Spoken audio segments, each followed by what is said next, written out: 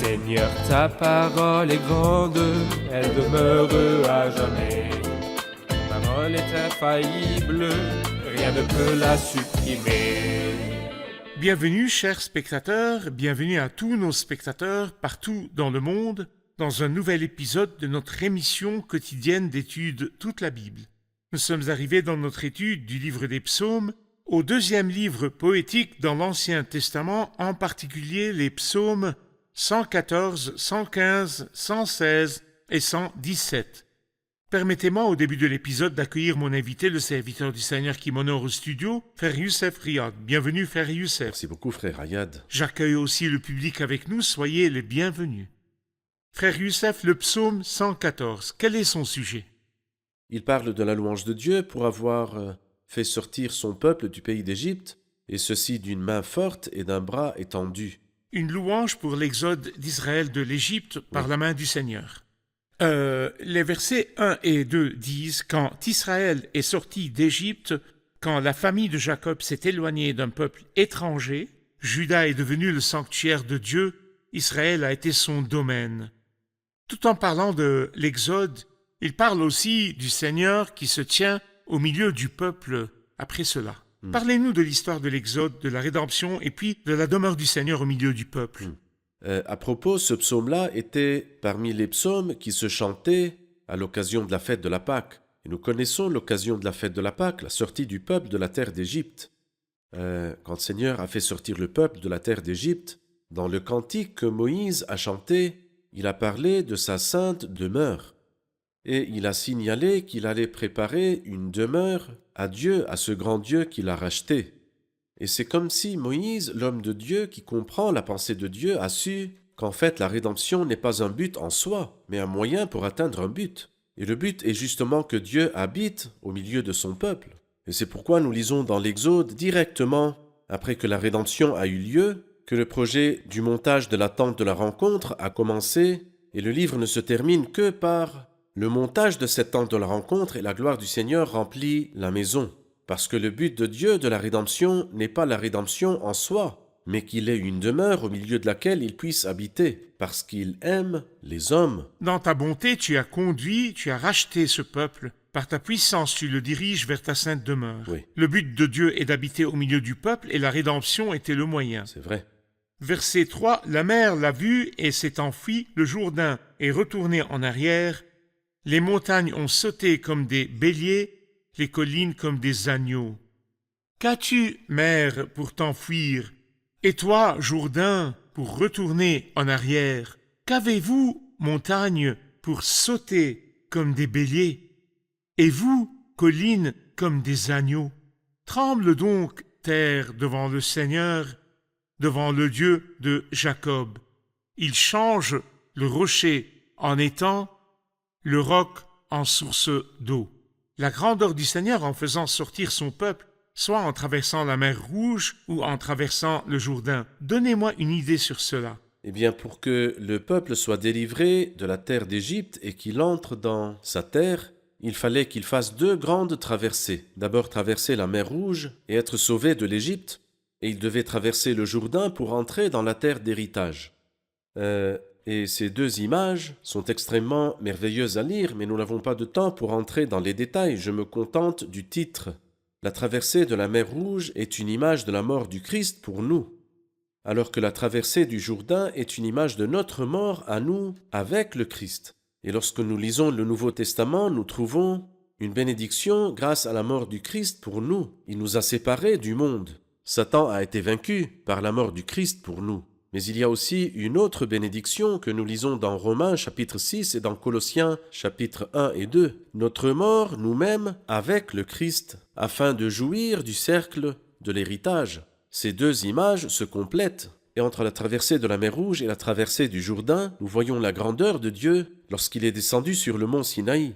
Et parce que ce psaume est un poème écrit, il contient bien sûr des images rhétoriques, dans un style poétique. Alors il dit, dans le verset 6, « Qu'avez-vous, montagne, pour sauter comme des béliers? Et vous, collines, comme des agneaux ?» Ce sont deux images poétiques de la grandeur de ce Dieu qui, lorsqu'il est descendu avec toute sa gloire sur le mont Sinaï, la montagne entière fumait. Vous avez signalé que la traversée de la mer Rouge est la mort du Christ pour moi, Oui. et la traversée du Jourdain est ma mort avec le Christ. Tout à fait. L'auteur a aussi signalé dans le verset 8 qu'il change le rocher en étang, le roc en source d'eau. Quand le rocher a fait sortir de l'eau. Parlez-nous de l'expérience chrétienne dans cette partie. À quoi réfère-t-elle dans l'histoire de l'expérience chrétienne? Eh bien, en fait, je vois que si les versets de 1 à 7 parlent de la grandeur de Dieu, le verset 8 tout seul nous parle de la grâce de ce Dieu. La grandeur de Dieu est apparue. Alors la mer le vit et s'enfuit, et le Jourdain recula en arrière, et les montagnes bondirent, et les collines sautèrent. La grandeur de Dieu. Mais il dit aussi, il change le rocher en étang. Mais dans l'expérience chrétienne, il y a encore de plus grand que cela. Non seulement il change le rocher en étang d'eau, mais il change plutôt le cœur de pierre et la nature sèche en un cœur de chair capable de répondre à Dieu. C'est-à-dire autant que le cœur de Saul de Tarse était dur, autant il est devenu complètement fou d'amour pour le Christ et d'amour pour le peuple du Christ. Et je pense que c'est là le grand miracle que le Seigneur accomplit jusqu'aujourd'hui avec tout homme repentant et croyant. Je pense que ceci est aussi lié à l'Esprit Saint. Exactement. Celui qui croit en moi, des fleuves d'eau vive couleront de lui, comme Des l'a dit fleuves. l'Écriture. Il dit cela à Exactement. propos de l'Esprit. Si nous ne recevons pas cette nouvelle nature et ce cœur pur, il est impossible à l'Esprit Saint d'habiter un cœur pollué. Très bien. Nous allons prendre une pause puis revenir à une question du public. Chers spectateurs, nous nous retrouverons après la pause. Restez avec nous. Quand les fils du peuple ancien traversèrent la mer Rouge, ils ont été sauvés par le sang. Et lorsqu'ils ont traversé le Jourdain, ils étaient déjà séparés de la terre et entrés dans la terre promise. Ce sont les deux étapes de la rédemption. Elles illustrent les deux étapes de notre rédemption aussi. Car le Seigneur Jésus nous a sauvés sur la croix de la conséquence du péché qui s'appelle la mort du Christ pour nous, qui a eu lieu dans le passé. Et il nous sauve maintenant de la puissance du péché. Et c'est ce qu'on appelle l'expérience de notre mort avec le Christ. Les traversées de la mer Rouge et du Jourdain illustrent les deux étapes de la rédemption.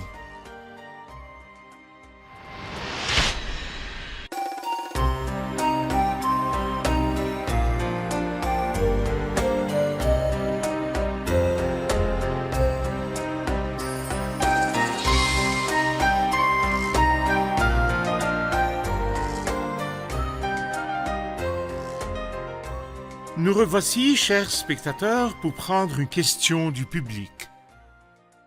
Dans le psaume 115 au verset 2, « Pourquoi les nations diraient-elles, où donc est leur Dieu ?» Ces paroles ont-elles été accomplies? De quelle époque ce psaume parlait-il, frère Youssef? Et surtout cette question ou cette phrase, pourquoi les nations diraient-elles où donc est leur Dieu?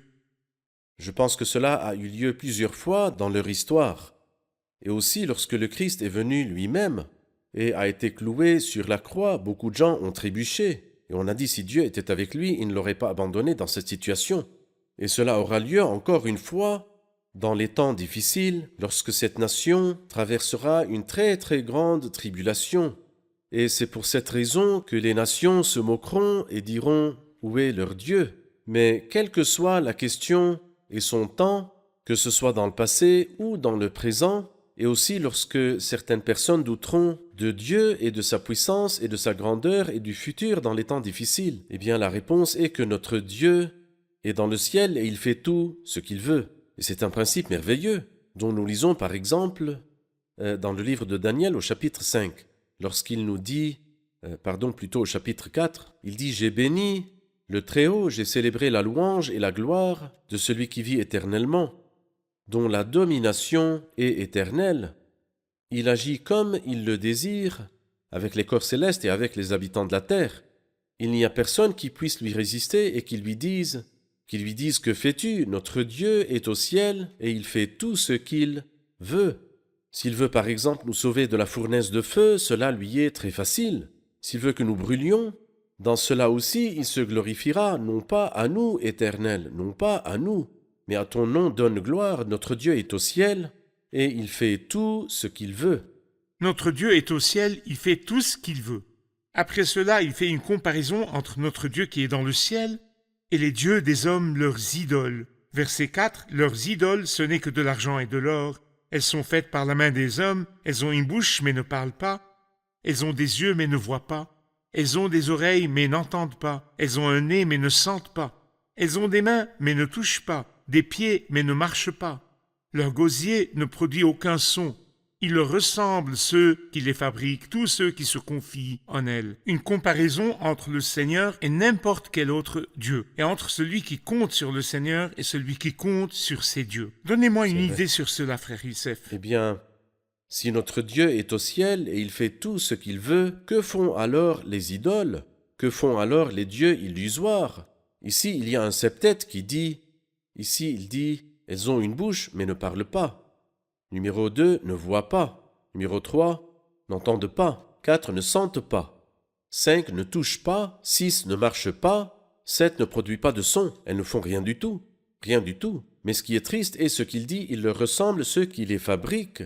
Tous ceux qui se confient en elles. Parce que personne ne peut s'élever au-dessus de sa divinité. Tu adores une idole, tu ne seras pas mieux qu'elle.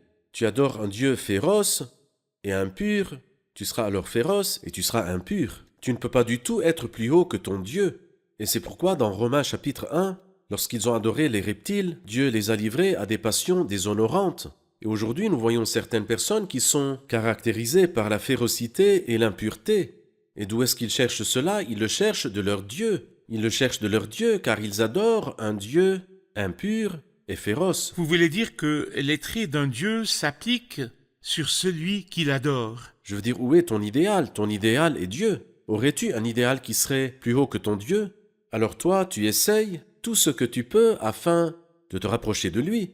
Donc s'il est impur et féroce, s'il est Zéba et Zalmouna, c'est-à-dire qui tue les gens et qui est sans lumière et sans ombre, tu deviendras comme lui. Donc il n'est pas étrange de trouver de vrais croyants chrétiens qui adorent le vrai Dieu vivant refléter les attributs de ce Dieu, l'amour, la piété, la miséricorde. C'est vrai. Quand ils terminent leur prière devant ce Dieu, ils font le bien avec tout le monde. C'est juste à tout le monde. Très bien. Frère Youssef, à partir du verset 9, il y a une triple invitation à Israël et à la maison de Aaron et à tous ceux qui craignent Dieu pour qu'ils craignent Dieu et aient confiance en lui. Qui voyez-vous? Eh bien, j'en vois 3 cercles. Le premier cercle est très grand, Israël, tout le peuple de Dieu, ceux qui sont appelés par le nom de Dieu. Mais dans ce cercle-là, qui est très large, il y a un cercle moins large. C'est une famille au milieu de cette nation, qui est la maison d'Aaron. Une famille qui n'est pas meilleure en elle-même, mais parce que le Seigneur l'a choisie par la grâce. Cependant, dans ce cercle moyen aussi, il y a un cercle plus étroit, formé par les pieux, ceux qui craignent Dieu et ont confiance en lui. Et ce cercle-là n'est vu que par l'œil de Dieu. Dieu voit les gens pieux. Comme il l'a dit à l'époque d'Élie, je me suis réservé 7000 hommes qui n'ont pas plié les genoux devant Baal. Ceux-ci, je les vois et je les connais. Il a lié la confiance en Dieu à la bénédiction. Donc il dit, il bénira la communauté d'Israël, il bénira la famille d'Aaron, il bénira ceux qui craignent l'Éternel, petits et grands. Parlez-nous de la bénédiction liée à la crainte de Dieu. Eh bien, Dieu aime bénir. Mais qui bénit-il? Il bénit ceux qui se confient en lui. Il dit car tu n'abandonnes pas ceux qui te cherchent, Éternel. Ceux qui te connaissent, ceux qui connaissent ton nom, se confient en toi, car tu n'abandonnes pas ceux qui te cherchent, Éternel. Très bien. Frère Youssef, le verset 16, le ciel appartient à l'Éternel, mais il a donné la terre aux hommes. Beaucoup disent que le ciel appartient à Dieu et la terre aux hommes. À la fin de la vie de l'homme, soit il va au ciel, soit il va en enfer après cela, et la relation de Dieu avec la terre se termine, elle ne lui appartient plus. Cela est-il mentionné dans la Bible? Alors bien sûr que non, car lorsque Dieu a donné la terre aux hommes, cela ne veut pas dire que le Seigneur a lâché la terre. Dans Éphésiens 1:10, il dit « Lorsque le moment serait vraiment venu, à savoir de tout réunir sous l'autorité du Messie. » Que veut dire tout? Aussi bien ce qui est dans le ciel que ce qui est sur la terre. Quand le Christ viendra régner, il régnera dans le ciel et sur la terre.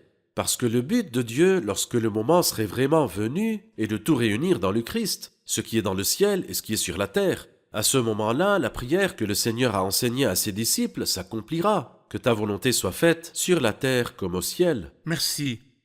quand nous passons à 116, le psaume 116, qui commence par ces paroles « J'aime l'Éternel car il entend ma voix, mes supplications ». Quel est son sujet, frère Youssef? Son sujet est la bonté de Dieu, le salut de Dieu et sa tendresse. Sa bonté, son salut et sa tendresse. Et il dit « J'aime l'Éternel car il entend ma voix, mes supplications ». Oui, il a penché son oreille vers moi et je ferai appel à lui toute ma vie. J'aimerais m'arrêter sur « j'aime ». Qu'est-ce que j'aime? Et pourquoi j'aime? Eh bien, nous pouvons la comprendre, j'aime le Seigneur. Je l'aime car il entend ma voix, mes supplications. Ou nous pouvons la comprendre, comme nous la lisons dans la première épître de Jean au chapitre 4, qui dit « Nous l'aimons parce qu'il nous a aimés le premier, parce que je suis devenu la cible de l'amour de Dieu, et parce qu'il exauce ma prière. C'est une preuve de l'amour, parce que moi j'ai appris l'amour de ce Dieu-là. Et comme nous l'avons vu, ceux qui adorent les idoles ont pour but de devenir comme leurs idoles. Et de même pour nous qui adorons le Dieu d'amour, nous aussi nous avons appris l'amour. » Pourriez-vous me donner les idées principales de ce psaume d'après leur place dans les versets? Eh bien, par exemple, moi j'aime beaucoup cette phrase qui s'est répétée 4 fois. « Je ferai appel à toi ». Il dit dans le verset 2, oui, il a penché son oreille vers moi et je ferai appel à lui. Et je ferai appel, donc je ferai appel. Pourquoi est-ce que je ferai appel à lui? Parce qu'il a penché son oreille vers moi. À l'image d'un père qui marche avec son petit enfant, et son enfant lui parle, il lui adresse la parole, alors le père s'incline, et cela pour tendre l'oreille, pour qu'il puisse entendre ce que veut dire son enfant. Il a penché son oreille vers moi et je ferai appel à lui toute ma vie. Une deuxième fois dans les versets 3 et 4, j'étais accablé par la détresse et la douleur, mais j'ai fait appel au nom de l'Éternel, c'est-à-dire dans les circonstances difficiles, à qui irai-je? Lorsque je suis fatigué, à qui d'autre irai-je? Lorsque je suis confus, à qui d'autre irai-je? J'étais accablé par la détresse et la douleur. C'est pourquoi il dit « mais j'ai fait appel au nom de l'Éternel ». Et puis, la troisième fois est au verset 13, quand il dit « je lèverai la coupe des délivrances et je ferai appel au nom de l'Éternel ». Et la dernière fois, au verset 17, « je t'offrirai un sacrifice de reconnaissance et je ferai appel au nom de l'Éternel ». Et rappelons-nous que le mot « faire appel » dans la Bible sainte figure dans le livre de la Genèse au chapitre 4, quand il dit « c'est alors que l'on commença à faire appel au nom de l'Éternel ». Et dans le Nouveau Testament, il dit « toute personne qui fera appel au nom du Seigneur sera sauvée ». Merci, nous allons prendre une pause pour ensuite poursuivre notre étude. Chers spectateurs, nous nous retrouverons après la pause, ne quittez pas.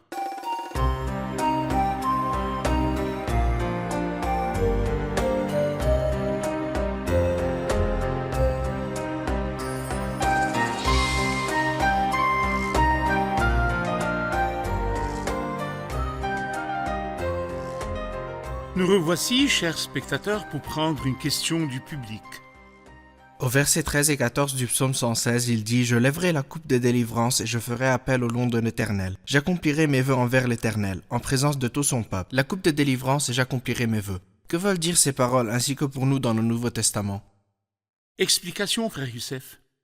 Dans la Bible, nous avons la coupe des délivrances, la coupe de consolation, la coupe de bénédiction. Tu fais déborder ma coupe, c'est toi qui es ma part, et la coupe où je bois, des expressions rhétoriques, la coupe des délivrances. Mais quelqu'un a fait un beau commentaire. Il a dit que dans chaque expression qui contient le mot délivrance, je ne suis pas le sujet, mais plutôt le récepteur. Il m'est offert. Il m'est offert, c'est pourquoi il dit « Comment pourrais-je rendre à l'Éternel » Tous ces bienfaits envers moi, que ferais-je? Et ensuite, la réponse était étrange, je lèverai la coupe des délivrances. C'est-à-dire, qu'est-ce que je dois répondre? C'est moi qui dois rendre. Non, dans la délivrance, c'est moi qui reçois. Je lèverai la coupe des délivrances. Et tout ce que je peux faire après avoir pris la coupe de délivrance, c'est de dire merci beaucoup Seigneur. Je ferai appel au nom de l'Éternel. Alors, quant aux vœux, ils existaient dans l'Ancien Testament. Dans le Nouveau Testament, il n'y a pas de vœux, pour la simple raison que j'appartiens, moi, avec tout ce que je possède, au Seigneur. Mais je pense que cela veut dire que je suis supposé offrir tout ce qui appartient au Seigneur, si vous voulez, tout simplement, c'est la consécration. Le Christ a racheté, a gagné ma vie quand il en a payé le prix.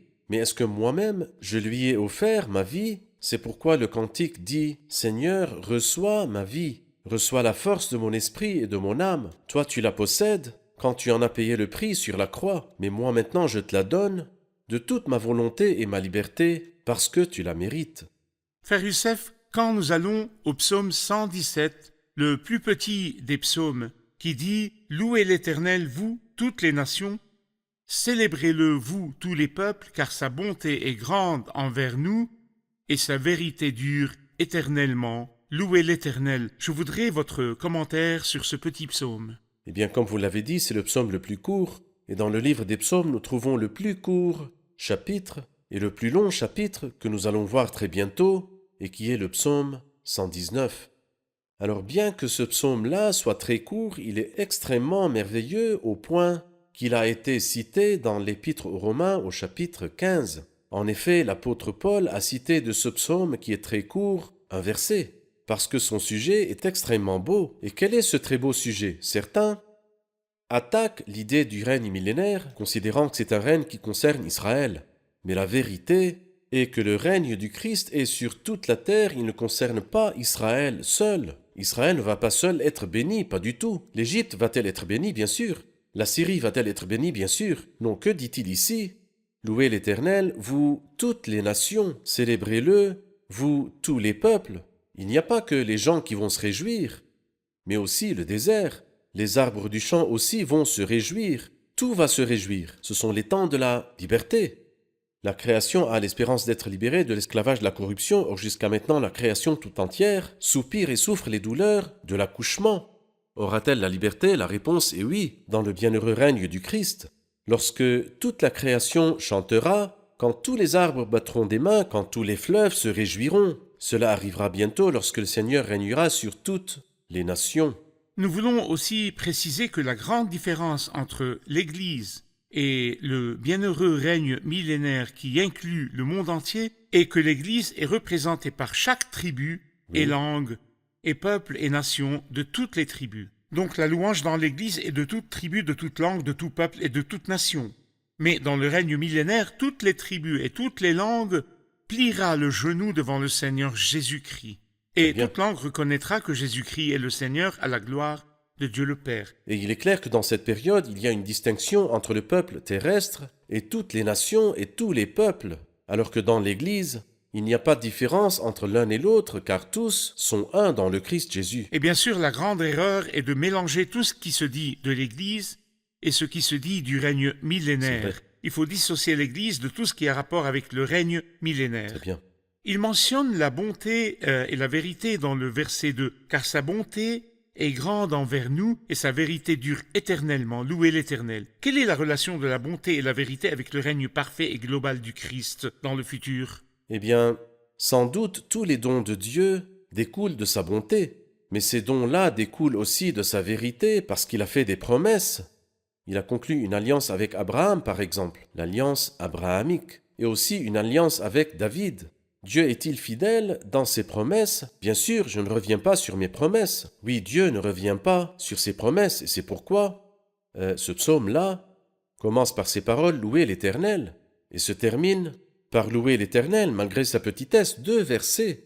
Mais il commence par « Louer l'Éternel » et se termine par « Louer l'Éternel ». Un langage de joie et de louange et de chant distinguera le monde lorsque le Christ régnera. Que Dieu vous bénisse, frère Youssef. Nous sommes arrivés au terme de l'épisode. Nous allons revoir l'épisode avec nos invités. Qu'avons-nous appris de l'épisode d'aujourd'hui? J'ai appris du psaume 114 qui parle des bienfaits du Seigneur avec le peuple dans le passé, qu'il est important pour pouvoir vivre avec le Seigneur une vie de foi dans le présent, même si je ne connais pas le futur, il est important de me rappeler ses bienfaits avec moi dans le passé. Surtout qu'il le répétait à chaque fête de Pâques et c'est eux-mêmes qui faisaient cela. La chose qui nous rassure est que notre Dieu qui est dans le ciel fait ce qu'il veut. Il est assis à la droite dans les hauteurs. Il ne quitte pas son trône. Nous disons avec le chantre, « Tu es sur le trône pour moi, mon avocat. Tu pourvois à tous mes besoins. » S'il y avait des vœux dans l'Ancien Testament, dans le Nouveau Testament, tout ce que nous possédons appartient à Dieu. Merci, que Dieu vous bénisse. Merci, frère Youssef, que Dieu vous bénisse.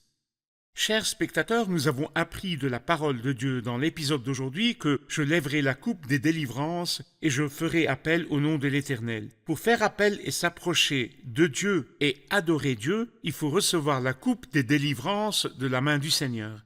C'est pourquoi, si vous voulez bien adorer, acceptez le Christ comme votre sauveur personnel. Je vous retrouve dans le prochain épisode. Que le Seigneur soit avec vous.